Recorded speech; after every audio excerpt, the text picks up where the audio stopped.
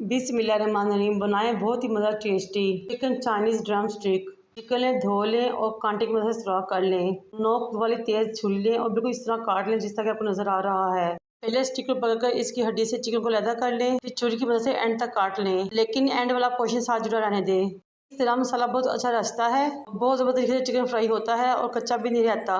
नमक लें, Chinese salt लें और सफ़ेद सिरका लें और ज़बरदस्ती मैरिनेशन कर लें। कम से कम 4 घंटे की मैरिनेशन लाजमी है। अब हम कोटिंग रेडी करते हैं। मैदा लें, कॉर्नफ्लोर लें, नमक शामिल करें, लेकिन नमक हमने मैरिनेशन को ध्यान में रखते हुए शामिल करना है।